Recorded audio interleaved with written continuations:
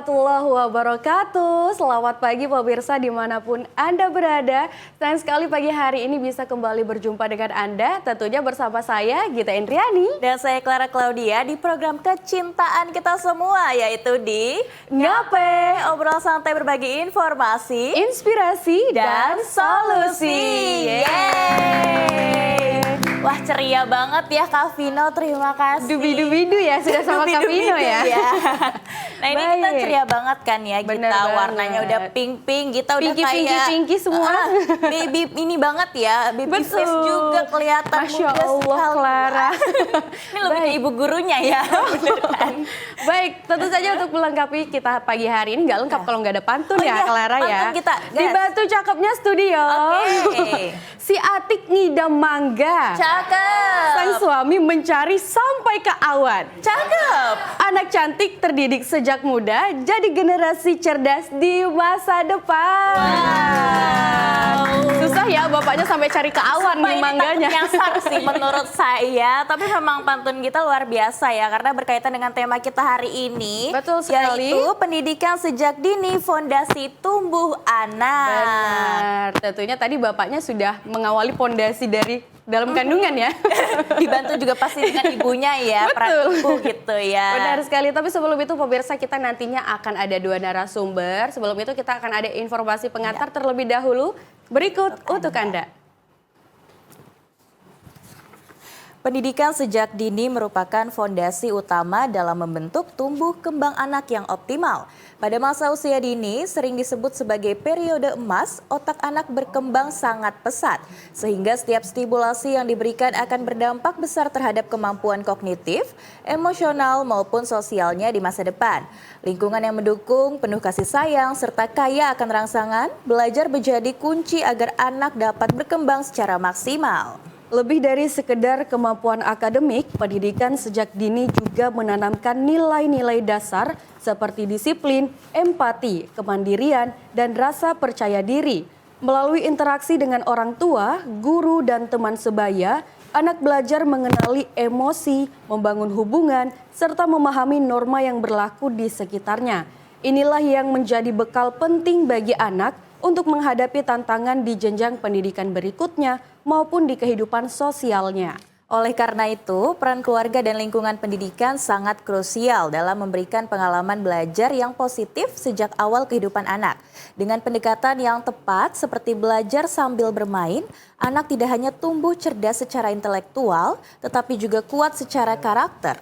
Pendidikan sejak dini bukan sekedar tahap awal, melainkan investasi jangka panjang untuk menciptakan generasi yang berkualitas. Baik, itu tadi informasi pengantar kita ya terkait pendidikan sejak dini, fondasi tumbuh Kembang anak ya pastinya. Karena Betul. juga tadi ada masa periode emas nih ya. Benar sekali, dan ini harus dimanfaatkan dengan baik oleh orang tua tentunya untuk kebaikan anaknya sendiri ya di Benar masa depan banget. ya. Nah ini tentunya kita nggak cuma membahasnya berdua saja ya. Betul. Langsung sama ahlinya nih. Langsung Benar saja kita sekali. undang narasumber kita yang pertama. Yaitu Ibu Wita Royani Jang selaku Kepala Bidang Pembinaan PAUD dan juga Pendidikan Nonformal Dinas Pendidikan dan Kebudayaan Kota Samarinda. Dan juga Ibu Rika Auliasari selaku psikolog dan juga akademisi Universitas Mula Warman. Wah, baik. Langsung kita sambut 2 narasumber kita yang cantik juga hari ini, luar Pastinya biasa ya. Selamat pagi, selamat datang. Selamat pagi, silakan Ibu. Ibu Wita dan juga Ibu Rika. Selamat pagi, silakan duduk Ibu. Selamat pagi Ibu Rika. Selamat pagi Ibu Rika. Halo, silakan Silakan duduk Ibu.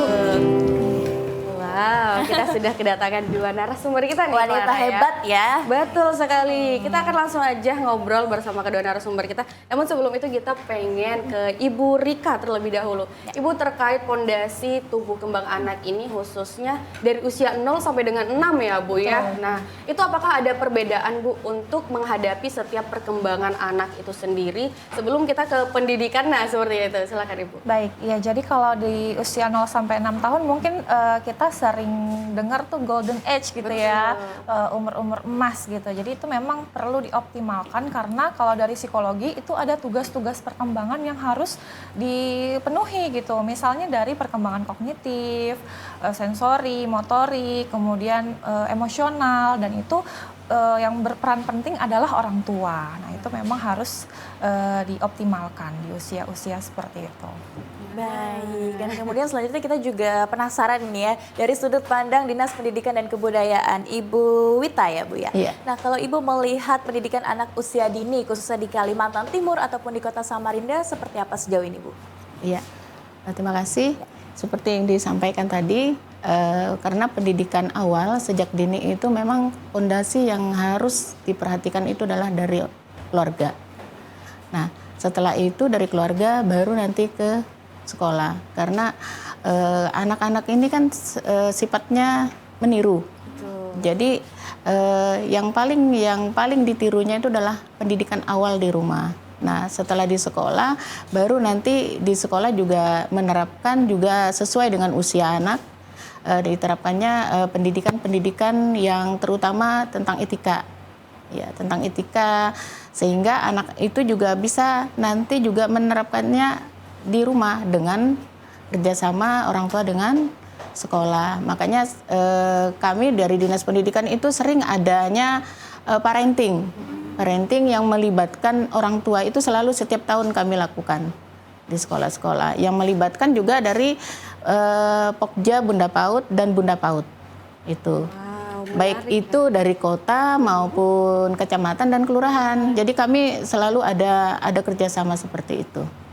Nah, ada parenting nih, Clara ya. Memang itu penting Iya. sekali. Benar ya, sekali. juga. Nah, berbicara parenting nih Bu, ada nggak sih perbedaan dari yang masa balita ya, batita atau prasekolah seperti itu, ada perbedaannya nggak sih Bu? Ada. Nah, apa tuh? Ada, Boleh makanya ada pengelompokannya. Ada pengelompokannya. Ada anak yang dulu playgroup ya. Sekarang ada yang di kelompok bermain atau KB, ada yang di TK, dan di TK juga ada dua. Ada yang dia TK besar, TK kecil gitu kan sesuai usianya. Jadi sehingga perlakuan-perlakuan di sekolah itu juga berbeda. Karena anak-anak ini kan dia melihat dari perilaku, dari yang disampaikan. Makanya dia belajar sambil bermain atau bermain sambil belajar. Sekarang kan ada kurikulum merdeka tuh. Nah, kalau di PAUD itu mereka diterapkannya belajar sambil bermain. belajar sambil bermain. Iya, ada pengelompokannya. Iya, Ya, tapi iya. jangan main-main terus, tapi nggak ada belajarnya gitu ya. Betul. Harus Iya, iya. balance gitu ya. Bu. Dan kemudian kita juga ingin bertanya dari sudut pandang psikolog lagi nih, Ibu Rika. Kalau kita juga melihat banyak mungkin orang tua yang menyamaratakan mendidik anak nih Bu, misalnya masih kecil masih suka dimarahin atau udah suka dimarahin gitu ya, itu bagaimana Ibu untuk pengembangan karakter si anak? Ya, tentunya kalau dari psikologi orang tua itu punya peran penting yang luar biasa gitu ya. Karena itu tadi kalau di psikologi ada teori secure attachment, kelekatan.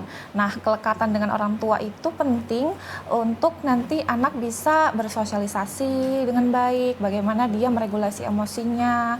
Karena kalau anak yang tumbuh dengan rasa takut, rasa cemas, itu mempengaruhi juga nanti ketika dia di sekolah, dia siap masuk ke sekolah, mungkin adaptasinya jadi lebih panjang gitu ya dengan anak-anak yang mungkin dia percaya diri, secure attachment-nya bagus, biasanya seperti itu. Jadi untuk parenting orang tua tuh harus responsif, hangat gitu ya, apalagi anak usia dini itu kan penyerapan informasinya tadi sangat pesat ya. Di golden age itu perkembangannya luar biasa dan itu hanya terjadi satu kali di dalam sepanjang kehidupan kita ini.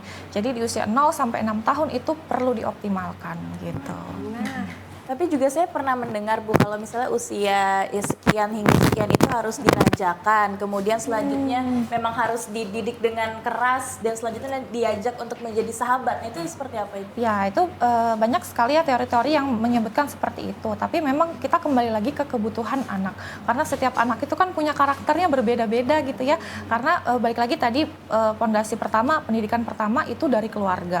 Nah, setiap keluarga itu kan punya value yang berbeda-beda ya. Mereka punya visi dan misi yang berbeda. Tentu itu tidak bisa kita samaratakan.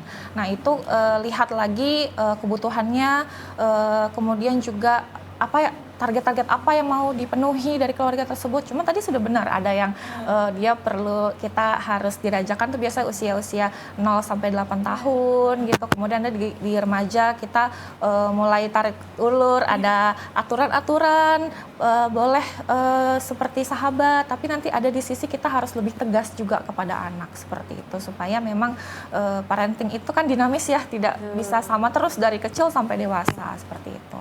Iya, dan nggak boleh juga selalu dimanjakan Betul, gitu betul. ya, Bu, ya. Benar, disesuaikan dengan kebutuhan anaknya ya Bu ya. Nah, berbicara tentang fondasi nih Bu untuk pendidikan di PAUD khususnya ya Bu ya. Kalau untuk orang tua sendiri Bu, ada nggak sih keterlibatan pada saat anak-anak itu masuk di usia sekolah PAUD gitu? Ya. Nah, apa tuh Bu, boleh diberitahu? Terutama di awal masuk sekolah itu keterlibatan orang tua pasti ada. Makanya seperti yang saya sampaikan tadi, ada parenting itu adalah sama dengan ada pola asuhnya di sana. Nah, dan di dalam pembelajaran juga ada melibatkan orang tua. Seperti orang tua itu di saat pembelajaran orang tua ada yang masuk ke Bergabung kelas di ruangan. dan sesuai dengan profesinya. Jadi mengajar di kelas gitu supaya anak ini tahu ini profesi ini orang tua saya ini dan teman-teman saya yang lain nih macam-macam ya, beraneka ragam gitu. Jadi ya itu tadi parentingnya seperti itu. Jadi kalau misalkan di sekolah itu dia ada seperti kami sampaikan tadi, ada parenting itu biasanya orang tua ada pelatihan pola asuh seperti itu tadi, usia misalkan 0 sampai 2 tahun itu seperti apa pengasuhannya, dia sudah 5 sampai 6 tahun itu seperti apa, karena 5 sampai 6 tahun itu kan dia sudah persiapan untuk masuk ke sekolah dasar. Nah, jadi seperti itu. Baik, luar biasa ya. Ternyata memang berbeda untuk jenjang-jenjangnya sendiri dan pastinya bukan hanya untuk anaknya aja ya Bu, tapi orang tuanya juga ikut terlibat. Nah, pemirsa, pembahasan kita semakin menarik nih Clara, namun sebelum itu kita akan jeda terlebih dahulu. Tetap bersama kami di Ngape.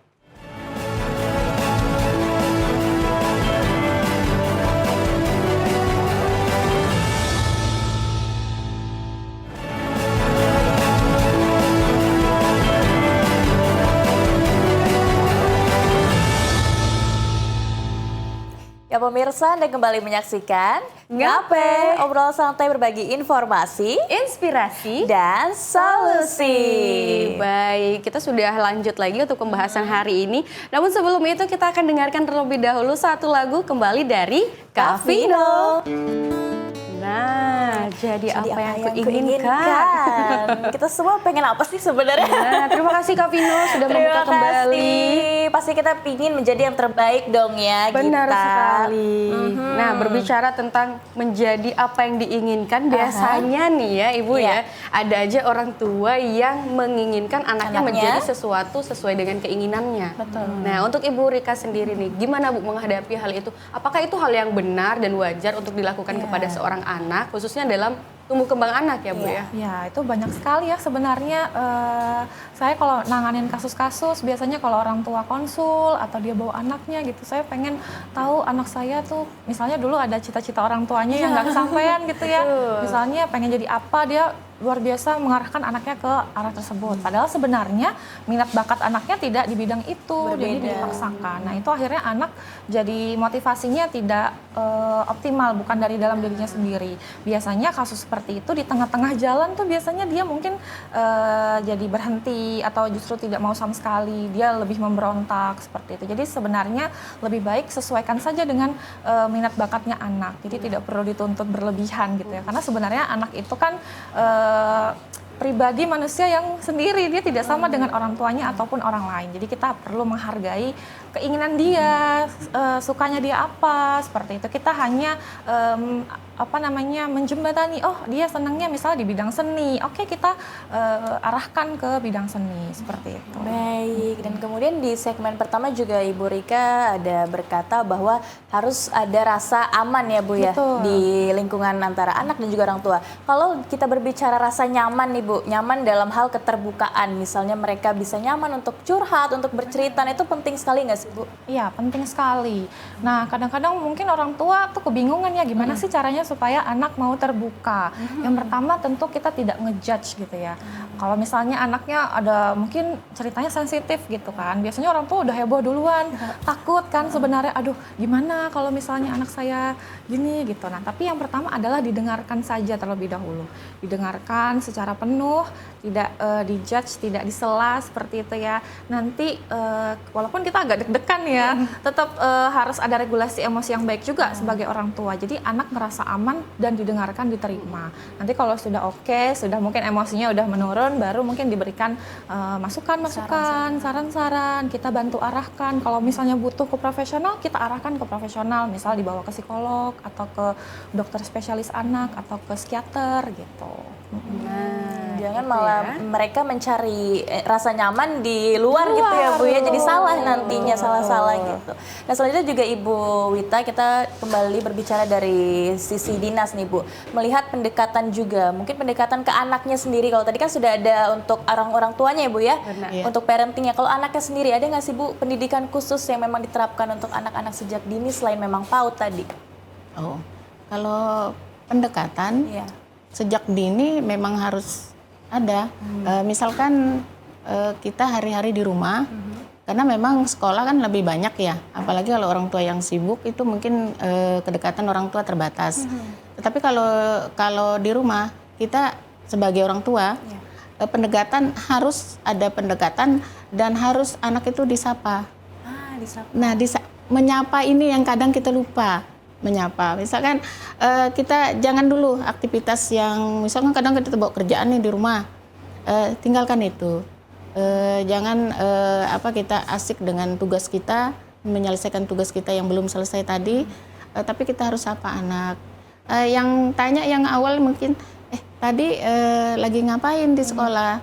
Temannya ada berapa? Coba sebutkan namanya. Gurunya gimana? Tadi ada tugasnya apa? Kalau PAUD itu kan seperti itu ya, PAUD. Jadi anak-anak pasti senang tuh. Terus tadi adek asik nggak? Adek senang nggak? Terus mainannya gimana? Coba ini praktekkan gitu. Biasa kan bernyanyi lain sebagainya. Itu anak itu jadi merasa oh teman ini seperti teman. Karena anak itu kan selalu curhatnya sama teman. Benar. Dan apapun itu pasti sama teman. Jadi kita harus, apalagi saat ini ya, kita harus hati-hati juga. Dari PAUD juga kan pasti seperti kayak pembulian itu sudah ada di PAUD. Sudah ada. Anak-anak itu mungkin diganggu, temannya nggak berani sama orang tua. Besok tiba-tiba malas ke sekolah gitu. Nah itu kalau kita dekat, anak itu akan mengalir aja ngomongnya. Nah itu. Harus perhatian ekstra ya Bu ya. Iya. Benar. Jadi memang diperhatikan anak itu keseluruhan ya Bu, khususnya anak-anak yang masih di PAUD. Nah Bu, benar Clara, dan berbicara terkait keamanan, apalagi banyak orang tua yang saat ini bekerja Sibuk keduanya juga ya. dan butuh kehati-hatian ketika ingin menitipkan mungkin anaknya ya Bu ya. Iya. Kan sekarang ada banyak Daycare kasusnya, ya. mohon maaf banyak kasus yang terjadi. Melihat itu Bu dari segi pendidikan sendiri seperti apa Bu kejadian kasus terkait penitipan pengasuhan anak ini? Iya. Kalau kita lihat kejadian sekarang ya, kami sangat prihatin sekali. Mudah-mudahan di Samarinda tidak seperti itu, karena kami juga melihat dari penitipan yang ada di Samarinda ada 14 penitipan, jumlah anaknya juga lumayan ya, hampir 100 lebih. Cuma yang ini memang izinnya harus kita lihat dan kelayakannya juga, karena setiap penitipan itu kita harus lihat kelayakannya, keamanannya untuk anak-anak ini, gitu kan. Terus pengasuhannya seperti apa. Nah itu memang perlu nanti kita akan cek ke lapangan. Benar. Insya Allah kami juga dalam waktu dekat ini akan ngecek. Baik, Lapangan. ternyata itu memang didata dan ada standar keamanannya sendiri ya Bu? Iya. Monitoringnya juga ada terus ya Bu ya. Betul. Iya, insya Allah kami juga akan monitoring dengan Bunda PAUD. Wow, seru sekali ya. Karena kebetulan hari ini kami jam 2 siang kami rapat dengan Bunda PAUD. Karena kami termasuk Pokja Bunda PAUD dan kami sudah akan ke arah sana. Betul, ini salah satu bentuk ya Bu ya untuk menjaga generasi kita ya Bu ya. Semoga di Samarinda aman. Amin, amin, amin. Saling kolaborasi juga pastinya Bu ya, dengan sektor-sektor terkait tentunya. Nah kalau juga kita melihat Bu di generasi yang sekarang kan sudah mulai generasi alfa gitu ya Bu ya, banyak banget yang kecanduan gadget nih Bu. Nah ini pengaruh positif dan negatifnya itu seperti apa untuk tumbuh kembang anak? Mungkin boleh Ibu Rika. Ya, terima kasih Mbak Clara. Jadi memang isu gadget ini semakin tahun semakin marak gitu ya. Dan banyak juga hambatan-hambatan sebenarnya yang terjadi. Kalau biasa klien-klien yang datang gitu ya, hambatannya terlambat bicara, kemudian sulit bersosialisasi, biasanya seperti itu. Nah, dicek, oh ternyata dari usia setahun, dari usia bahkan masih 6 bulan, 8 bulan diberikan gadget penuh. Padahal dari WHO dan Ikatan Dokter Anak Indonesia itu sudah sepakat bahwa 0 sampai 2 tahun tidak boleh sama sekali terpapar screen time kecuali video call, dan itu harus didampingi dengan keluarga seperti itu. Usia 2 tahun sampai 5 tahun itu hanya 1 jam per hari dan wajib didampingi. 6 tahun ke atas itu perlu pendampingan secara penuh seperti itu. Jadi memang dampak yang mungkin negatifnya adalah terhambatnya perkembangan anak. Biasanya itu yang paling banyak bicara dan bahasa gitu ya. Ya usia 4 tahun, 5 tahun dia belum bisa bicara. Kalaupun bisa artikulasinya kurang jelas. Biasanya misalnya dia nontonnya bahasa Jerman, kartun Malaysia. Nanti biasanya bahasanya ya Malaysia gitu dia ngomongnya. Padahal kita kan bahasa Indonesia gitu kan. Nah itu terhambat. Akhirnya di lingkungan sosialnya dia jadi misalnya nggak ditemenin karena mungkin bahasanya berbeda. Nanti makanya muncullah nanti mungkin biasanya pembulian gitu, dijauhin, dia diolok-olok, biasanya seperti itu. Nah itu kita miris sekali ya. Dengan fenomena yang seperti itu. Makanya penting orang tua harus bisa memantau penggunaan gadget. Ya memang sekarang teknologi kan luar biasa ya, gen alpha, bahkan sekarang tuh gen beta ya, udah masuk beta ya. Itu tanpa diajarin anak-anak udah ngerti kan gadget seperti itu. Jadi memang harus ada batasan dan pantauan yang penuh seperti itu. Namun sangat disayangkan juga realitanya banyak yang kalau anak tantrum langsung dikasih gadget. Biar diem anaknya ya Bu ya. Nggak mau repot orang tuanya. Menyelesaikan masalah kan itu ya. Nah itu kalau dari Bu Wita sendiri melihatnya seharusnya seperti apa sih Bu? Kalau itu rasanya mungkin kebanyakan negatifnya ya. Apalagi anak usia dini seperti yang disampaikan psikolog tadi, itu sebenarnya sangat negatif. Karena anak itu belum bisa memfilter apa yang akan dilihatnya, karena banyak kali iklan-iklan itu yang membuat dia penasaran, nah akan meniru dan lain sebagainya. Nah kalau kita batasin itu sebenarnya sekarang sudah mulai dibatasin tuh tapi untuk tingkat sekolah dasar sampai ke atas. Jadi kalau pakai WiFi di sekolah itu dia ada fitur-fitur yang sudah ditutup. Ya kan sudah itu. Nah tapi kalau anak usia dini ini tadi, karena orang tua itu supaya anak ini tidak ribut atau ini kalau di rumah gitu kan langsung kasihkan. Sementara itulah keterlambatan dia ini dalam sosialisasi sama temannya, karena dia fokusnya selalu ke dunianya sendiri. Nah bergaulnya juga kurang. Jadi di sekolah itu dia tidak merasa nyaman, tidak betah gitu tadi, karena mau cepat pulang ya kan, mau main HP, main game dan lain sebagainya. Nah itu sebenarnya itu dari rumah, dari orang tua.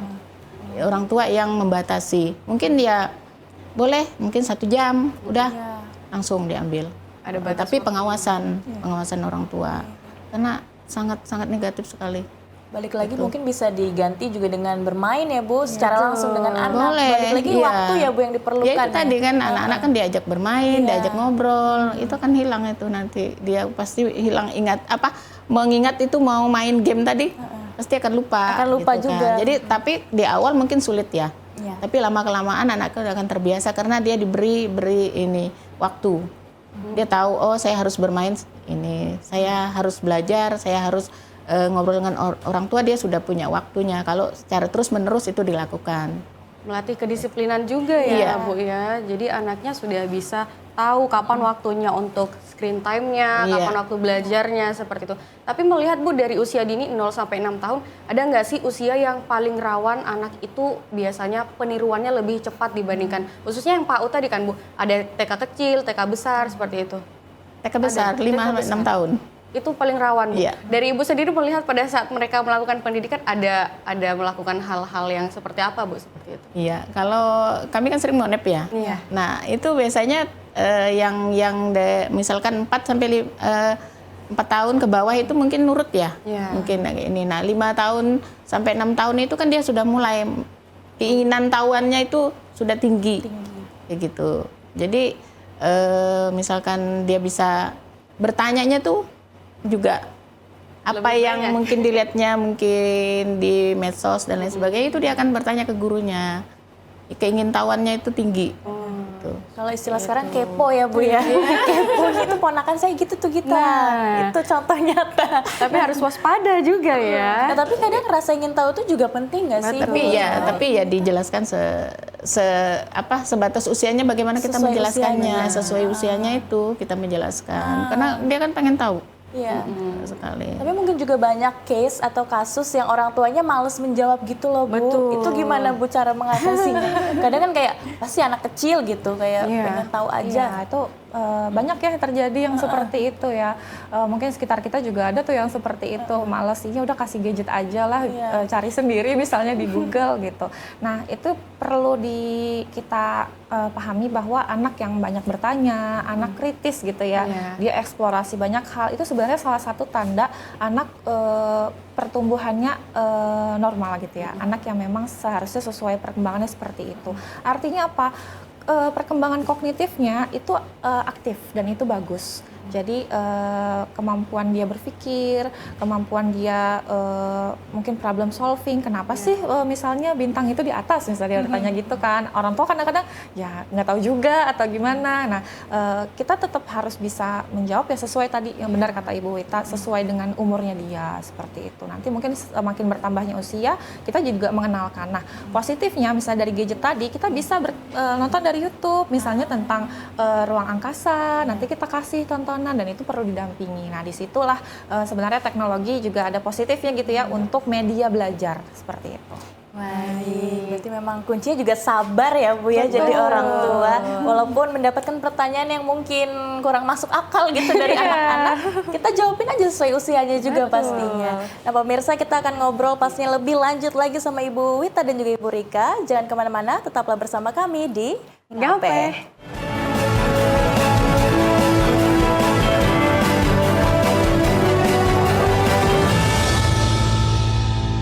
Lagi macet.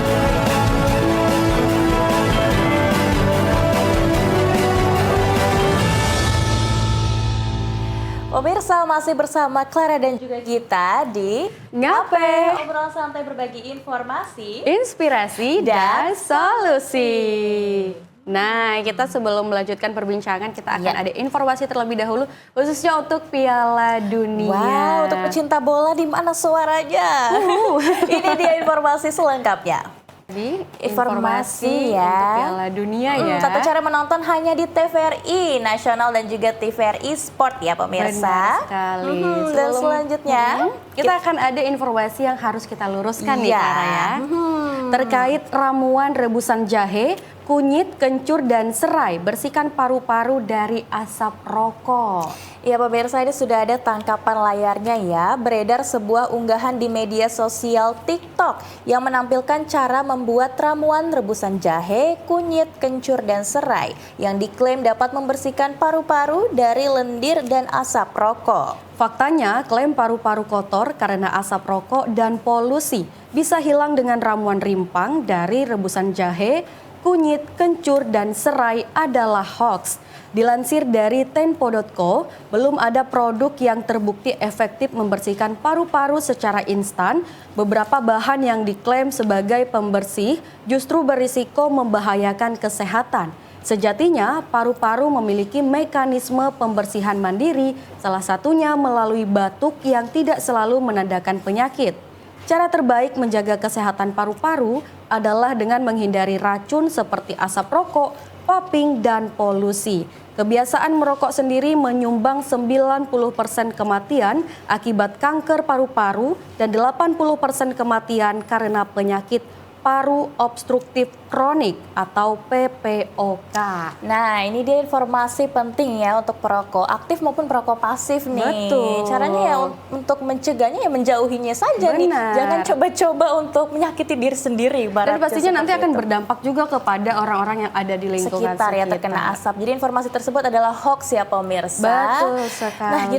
Nah, ini kita juga bisa berbicara juga terkait asupan ya, nutrisi anak Betul. sejak dini. Itu sebaiknya seperti apa sih Bu? Atau mungkin harus banyak ya pastinya air mineral yang dikonsumsi dan apa lagi Bu? Oleh Bu Rika? Boleh mungkin Ibu Rika? Iya, jadi untuk menghindari biasanya picky eater gitu Nah, ya. itu dia. Pilih-pilih makanan, maunya makanan itu-itu. Gak mau aja. makan sayur tuh kadang. Ya, harusnya makanan tentu bervariasi dan dikenalkan. Mungkin orang tua, oh dia nggak suka itu, padahal belum pernah dikenalkan. Mungkin orang tuanya yang nggak suka makan itu, makanan tertentu. Jadi memang perlu divariasikan, dikenalkan, dicoba gitu ya. Walaupun mungkin gitu nggak mau anaknya, tetap harus dicoba dan diberikan asupan yang bergizi untuk memenuhi tumbuh kembangnya jadi lebih optimal. Tentu juga air putih gitu ya, memang harus penting untuk dia tidak yang kelebihan gula ya. Jadi anak tuh biasanya mungkin jadi sugar rush gitu. Jadi sangat aktif, mungkin terlalu banyak asupan gula. Jadi memang perlu dibatasi dan lebih banyak yang lebih natural gitu ya, makanan minumannya masakan rumah gitu, minuman yang mineral seperti itu. 4 sehat 5 sempurna ya Bu ya, yang paling sesuai penting. kebutuhan anaknya ya untuk nutrisi. Nah pastinya. Nah Ibu berbicara tentang anak yang aktif nih, untuk Ibu Wita sendiri melihat adik-adik di PAUD. Ada nggak sih Bu yang terkendala dalam proses pembelajaran, dan ketika sudah selesai proses pembelajaran pastinya akan ada laporan kepada orang tua. Nah respon orang tua itu pasti ada yang menerima, ada juga yang menolak ya Bu ya pastinya. Itu seperti apa tuh Bu untuk di PAUD sendiri? Hiperaktif nggak sih? Betul, hiperaktif. Ya, memang di PAUD kan sekarang ada yang semua sekolah dari jenjang PAUD sampai SMP kan wajib itu menerima apapun keadaan anak itu. Yang istimewa pun ya kan, yang anak yang hiperaktif, yang mungkin tapi kalau sangat istimewa dia ke sekolah luar biasa. Tetapi ya itu tadi, setiap pembelajaran selesai kan pasti itu ada laporan-laporan ke perkembangan anaknya di sekolah itu seperti apa. Ya memang sih ada yang menerima atau ada yang tidak, karena kan ada bahasa itu kan masih anak-anak nih gitu. Sementara kan dia selalu aktif sehingga tidak fokus untuk ini. Makanya sekolah itu banyak yang menggandeng psikolog untuk terapi. Dia ada terapinya, asesmennya ya, asesmennya. Jadi sampai dia mau masuk SD pun nanti ada asesmennya. Jadi tingkat pemahamannya di sekolah yang sebelumnya tuh seperti apa. Jadi kalau dia masuk ke sekolah dasar, ini dia sudah punya catatan. Jadi apa sih yang akan dilakukan seperti itu. Jadi memang setiap hari itu ada catatan. Nah, untuk respon orang tua nih Bu yang tidak menerima, sebenarnya orang tua itu harus menerima kan ya Bu ya, secara setiap laporan. Betul, untuk kebaikan anaknya juga ke depannya. Itu seperti apa sih Bu sebenarnya? Sebenarnya mereka tuh tahu, cuma mereka menginginkan anaknya itu disamakan. Sementara perilaku memperlakukan anak ini kan beda ya untuk pembelajarannya, karena di sekolah itu kan ada yang aktif tadi. Nah, cuma itu tadi kalau ada dukungan orang tua lebih baik, enak karena kita ada kerjasama dengan psikolog, ada asesmennya. Jadi orang tua lihat, oh anak saya seperti ini, berarti saya harus seperti apa di rumah, jaga makanannya, karena anak yang hiperaktif itu ya dari makanan juga bisa. Jadi dari makanannya juga bisa. Jadi seharusnya orang tuanya menerima ya Bu. Jadi nanti treatmentnya pun disesuaikan dengan kebutuhan anaknya seperti itu. Seperti itu, karena peran orang tua di rumah juga sangat penting ya Bu ya, seperti yang sudah Ibu bilang juga. Nah kalau kita juga melihat hal-hal yang perlu kita wajari dari anak-anak itu ada batasannya ya Bu pastinya, karena kan selama ini banyak orang yang berkata wajar masih kecil. Bener, nah itu sebenarnya ada batasan toleransi sampai mana sih Bu? Ya, baik. Jadi memang mungkin sekarang banyak ya orang tua yang hanya membiarkan anaknya gitu, misalnya sudah merusak sesuatu Ya. dan itu mengganggu gitu ya lingkungan sekitarnya, dan itu sudah tidak wajar misalnya perilakunya. Nah, itu orang tua tuh harusnya aware. Kenapa ya dia orang tua harus observasi nih. Kenapa kok anak saya tuh tidak paham instruksi? Sudah dibilang tidak boleh, misalnya sudah diambil, dijauhkan, tapi anaknya masih tutup, itu berulang kali. Nah, itu harusnya menjadi catatan. Oh, anak saya sepertinya kurang bisa memahami instruksi sederhana. Padahal misalnya usianya 4 tahun, 5 tahun, itu kan seharusnya bisa ya secara sederhana. Tidak boleh nanti misalnya jatuh atau langsung diambil gitu. Tapi kalau itu sudah berulang kali, artinya perlu ada penanganan lebih lanjut. Mungkin boleh di asesmen ke psikolog, kita lihat dulu tahapan perkembangannya ada apakah, kenapa dia tidak paham instruksi, kenapa ketika misalnya diajak ngomong dia tidak mau melihat kontak matanya, tidak ada, atau dia sangat terlalu aktif, manjat-manjat dan lain sebagainya, misalnya bukan di rumahnya, misalnya di rumah orang lain gitu ya, sampai akhirnya mungkin menghancurkan barang dan lain sebagainya. Itu adalah hal-hal yang perlu kita waspadai, karena secara norma, aturan kan tidak seperti itu. Jadi kita batasan-batasan itu harus disesuaikan juga dengan usianya. Masa iya umur 3 tahun berani gitu ya ngambil barang, dibuang misalnya, atau diambil, dihancurkan gitu. Sudah diberikan arahan tapi anaknya masih nggak mau, berarti ada sesuatu yang harus kita cek lebih lanjut, dan itu harus segera gitu ya, tidak bisa dibiarkan lama seperti itu, nanti akan berdampak lagi ke depannya seperti itu. Gak boleh denial juga sebagai orang tua ya. Kadang-kadang orang tua nggak apa-apa, anak saya masih kecil, biar aja nggak apa-apa, padahal itu sudah tidak wajar lagi untuk usia sekian seperti itu. Berdampak untuk usianya ke depan ya Bu ya, karakternya ke depan gitu. Betul. Masalah emosionalnya juga akan terganggu seperti itu. Baik, memang ini semakin menarik ya, pasti kalau kita berbicara terkait anak tuh nggak ada habisnya ya Bu ya, seru sekali. Tapi sayang sekali kita sudah berada di menuju penghujung nih ya pembahasan kita. Nah, untuk Ibu Wita nih Bu, ada nggak sih Bu pesan sekaligus closing statement kita kepada para orang tua khususnya dalam menjaga pendidikan khususnya untuk tumbuh kembang anak ke depannya? Silakan Ibu. Kalau kami dari Dinas Pendidikan berharap kerjasama orang tua dengan sekolah itu harus terjalin. Jadi supaya orang tua ini bisa menerima apa itu catatan dari sekolahnya, karena setiap hari yang bertemu dengan anak ini kan dari sekolah. Jadi apalagi di PAUD itu perkembangan anak setiap hari itu akan dilaporkan ke orang tua. Nah, ini mohon kerjasamanya, misalkan anaknya itu perlu penanganan yang khusus, harus cepat kerjasama dengan sekolah. Karena sekolah ada fasilitasinya dengan psikolog, ada asesmennya. Karena ini untuk kebaikan anak juga. Karena kalau dibiarkan, anak ini kasihan. Dia akan terganggu juga pembelajarannya dia sampai ke jenjang yang lebih tinggi. Kalau lambat ditangani akan menghambat dari prosesnya dia untuk bersosialisasi dan pendidikannya juga. Baik. Jadi harapan kami orang tua harus bekerja sama dengan sekolah. Baik dan kooperatif ya Bu ya pastinya. Yang selanjutnya hal yang sama juga untuk Ibu Rika, mungkin juga untuk calon orang tua nih, apa pesannya? Iya, jadi kalau ngomongin anak usia dini itu kan tadi sangat krusial. Ini tuh adalah momen perkembangan yang memang harus kita usahakan secara maksimal.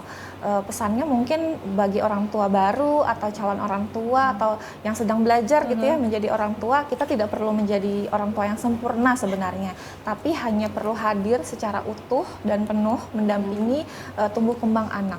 Karena di usia 0 sampai 6 tahun itu golden age itu anak butuh sosok hadir secara penuh 100% dan ada quality time. Bukan berarti harus setiap hari ada tapi malah main gadget, temenin anaknya tapi orang tuanya sibuk sendiri, tidak didampingi penuh. Tapi misalnya sehari atau setiap hari aja ada konsisten 15 menit main bersama, membaca cerita bersama, bermain peran, role play dengan anaknya gitu. Nah, itu menjadi memori bagi anak dan itu akan membentuk karakternya di masa yang akan datang. Jadi memang perlu ada kehadiran utuh dan penuh seperti itu. Wow, terima kasih Ibu. Kita juga terenyuh ya, Clara ya. Menarik banget kutipan yang tidak perlu menjadi orang tua yang sempurna, karena ini juga kali pertama mereka menjadi orang tua ya Bu Benar ya. sekali. Wow, tentunya harapan kita seluruh orang tua bisa menjadi orang tua yang hebat untuk melahirkan anak-anak yang hebat juga. Benar banget. Dan kalau kita lihat anak ini seperti rumah ya, yang dari pondasinya itu harus kokoh, jadi masa depannya pun nantinya akan kokoh seperti itu. Baik, sekali lagi terima kasih Ibu Rika dan juga Ibu Wita Sudah atas berkenan waktunya. ya, terima kasih Ibu.